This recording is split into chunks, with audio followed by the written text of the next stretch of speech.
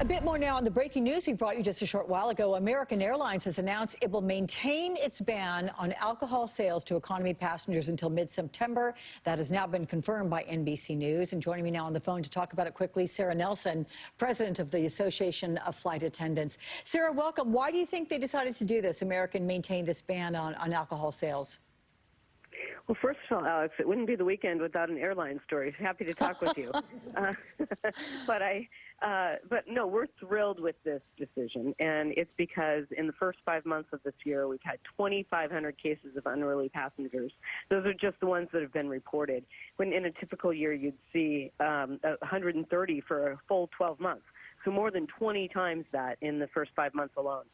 Most of these issues are over mask compliance, but there's also a component of alcohol.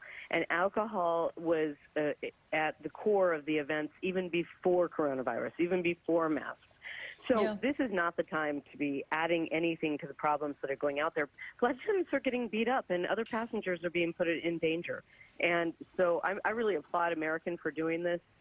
Southwest has suspended service as well, and we really need to have all the airlines do this for a period of time. Yeah, and the fact is that alcohol can only exacerbate, strains and difficult things when it's gets used out of hand, and people keep drinking on an airplane because maybe they're bored, right, as they're traveling. I mean, you've seen it again and again.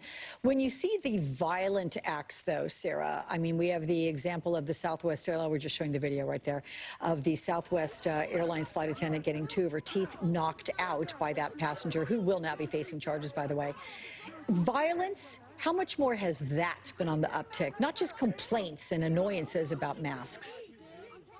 Most of these complaints have some component of violence to them. Sheesh. So we are seeing a general violent attitude coming on the plane, and that's because people have been taught to believe that the safety measures that we're putting in place and enforcing are a political issue rather than a public health issue. So we're seeing this all the time, and flight attendants are having to deal with that combative issue every day when they go to work.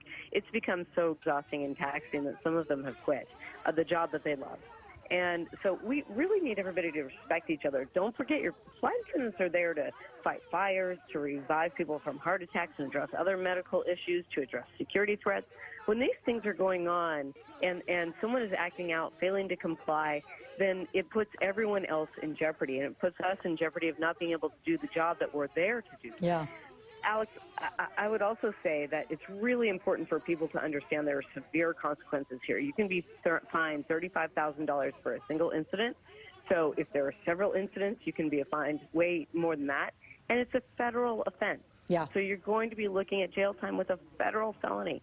So people need to understand they need to calm down, listen to the instructions of the flight attendants, and you have to have the spirit that we're all in this together on these planes, where we have to safely get people from one place to another. Particularly on planes, to that point, Sara Nelson. Thank you so much. Safe and happy weekend to you, my friend. I appreciate that. Meantime, talk